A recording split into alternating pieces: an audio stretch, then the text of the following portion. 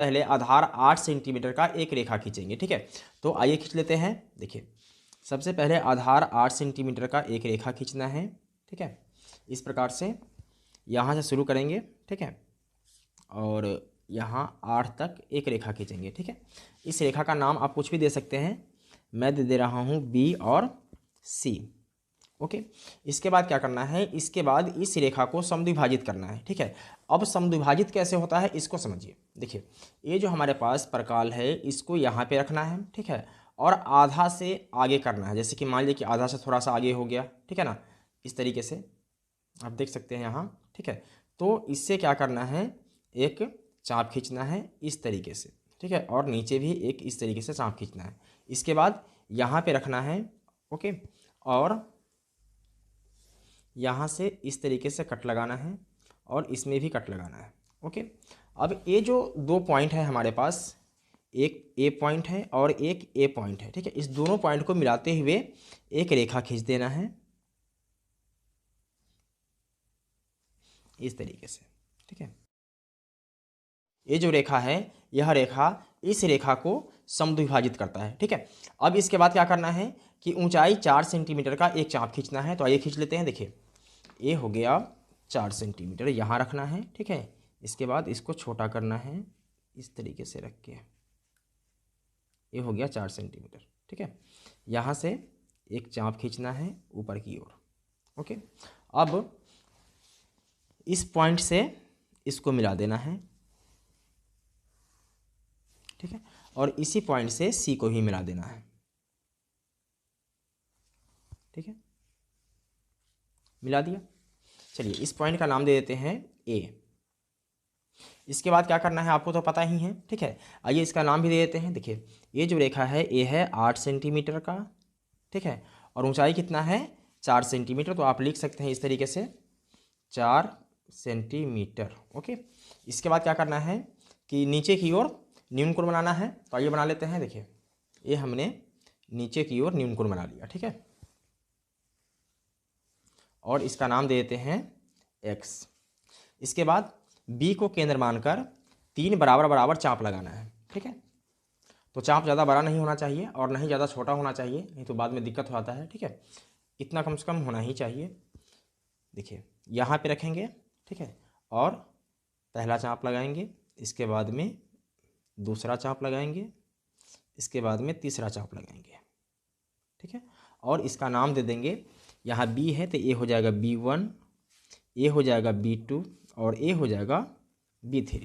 ठीक है, इसके बाद क्या करना है, देखिए B2 को C से मिला देना है। ठीक है, तो आइए मिला देते हैं। देखिए, यहाँ इसको इस तरीके से रखेंगे और C से मिला देंगे, मिला दिया।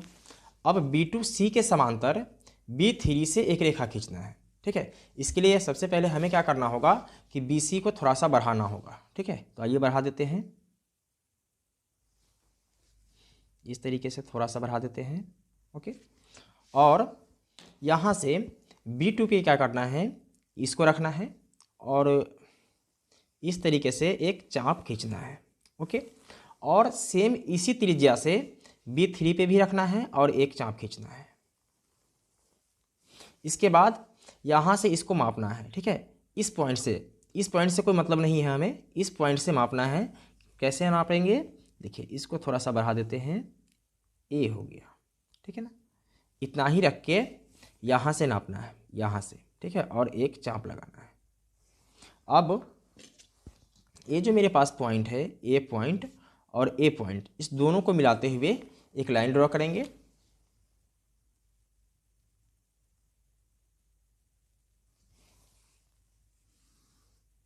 ये हो गया। ठीक है, यहाँ पे चाहे तो आप इसका नाम डी दे सकते हैं, कोई दिक्कत नहीं है। अब क्या करना है, देखिए इस डी बिंदु से AC के समांतर एक रेखा खींचना है। इसके लिए हमें इसको ही बढ़ाना पड़ेगा आगे। ठीक है, तो थोड़ा सा इसको बढ़ा देते हैं आगे, और जिस प्रकार हमने यहाँ खींचा है समांतर रेखा, उसी प्रकार से ऊपर की ओर भी खींच देंगे। ठीक है, थोड़ा छोटा कर लेते हैं।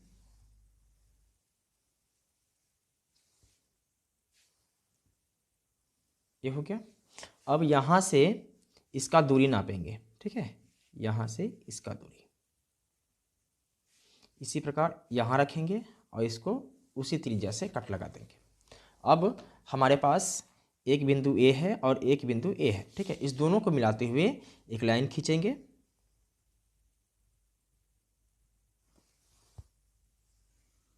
ये हो गया, ठीक है। इसका नाम आप दे सकते हैं कुछ भी, हम ई दे देते हैं, ठीक है। अब हमारे पास त्रिभुज बनके तैयार हो गया, ठीक है। अब क्या करना है, अब हमें लिखना है रचना के चरण, ठीक है। तो आइए लिख लेते हैं।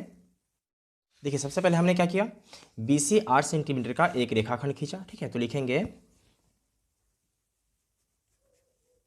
रचना के चरण। नंबर 1, BC बराबर 8 सेंटीमीटर का एक रेखाखंड खींचा, रेखाखंड खींचा, ओके। इसके बाद नंबर 2, देखिए BC को क्या किया, समद्विभाजित किया। तो लिखेंगे BC को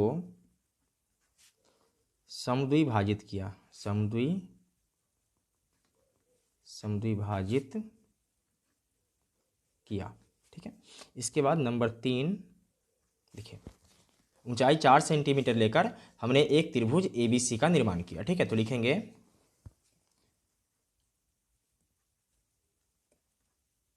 ऊंचाई बराबर 4 सेंटीमीटर लेकर एक त्रिभुज ABC का निर्माण किया।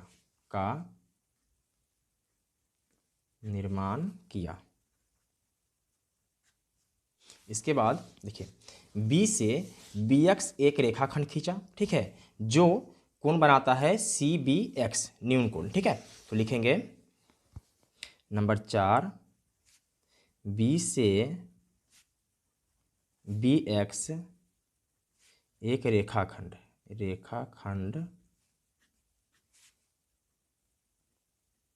खींचा जहां कोण CBX एक क्या है, न्यून कोण है, न्यून कोण है। नंबर 5, फिर B को केंद्र मानकर क्या किया हमने, B को केंद्र मानकर 3 बराबर चाप काटा, ठीक है। तो लिखेंगे B को केंद्र मानकर 3 बराबर चाप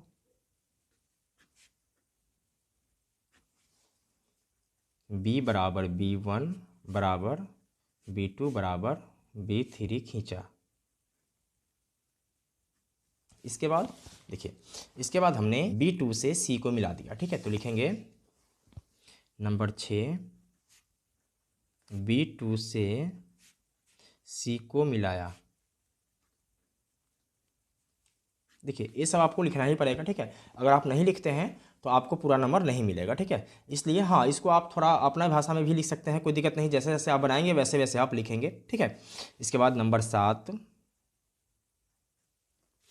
देखिए B2C के समांतर हमने क्या खींचा, B3D खींचा, ठीक है, जो BC से बढ़ाए गए भुजा, ठीक है, D बिंदु पर मिलती है, ठीक है। तो लिखेंगे अब B2C समांतर B3D खींचा, जो बढ़ाए गए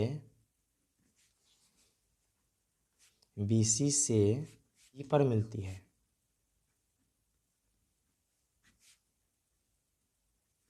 ठीक है। नंबर 8, अब D बिंदु से AC के समांतर एक रेखा खींचा DE, ठीक है। तो लिखेंगे D से AC समांतर DE खींचा, जो बढ़ाए गए क्या, AB, है ना। तो लिखेंगे AB से E पर मिलती है।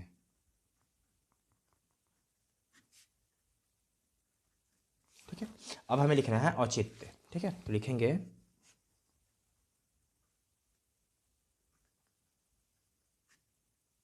देखिए औचित्य में क्या होगा, आपको आकृति दिखाना होगा।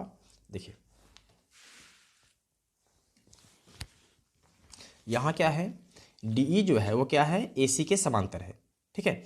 इस प्रकार क्या हो जाएगा, त्रिभुज ए बी सी, ठीक है, और त्रिभुज ई बी डी, ये दोनों क्या हो जाएगा, समरूप हो जाएगा, ठीक है। तो इसी चीज़ को लिखना है। देखिए चूंकि डी ई समांतर है किसके, ए सी के, ठीक है, ए सी के समांतर हैं, तो लिखेंगे ए सी के समांतर, इसलिए त्रिभुज ए बी सी क्या हो जाएगा, समरूप हो जाएगा त्रिभुज ई बी डी के, ठीक है। और जब समरूप होता है तो क्या होता है, देखिए अर्थात यहाँ देख सकते हैं आप, देखिए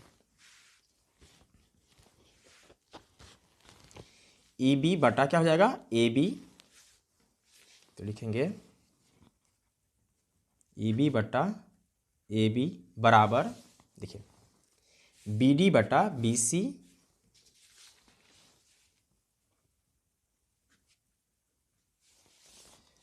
और ए हो जाएगा डी ई बटा ए सी।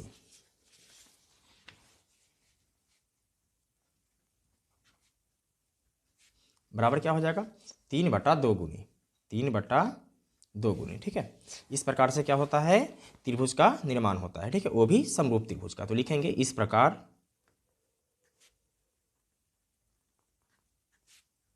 त्रिभुज ए बी सी के समरूप त्रिभुज ई बी डी संभव हुआ। तो दोस्तों मैं उम्मीद करता हूं कि ये सवाल आपको समझ में आ गया होगा। अगर किसी प्रकार की कोई डाउट हो तो आप हमें कमेंट कर सकते हैं, और इससे पहले का वीडियो आप लोगों ने नहीं देखा है तो अनलॉक स्टडी के प्लेलिस्ट में जाकर इससे पहले का सारा वीडियो देख सकते हैं। फिर मिलते हैं एक और वीडियो में, तब तक के लिए जय हिंद।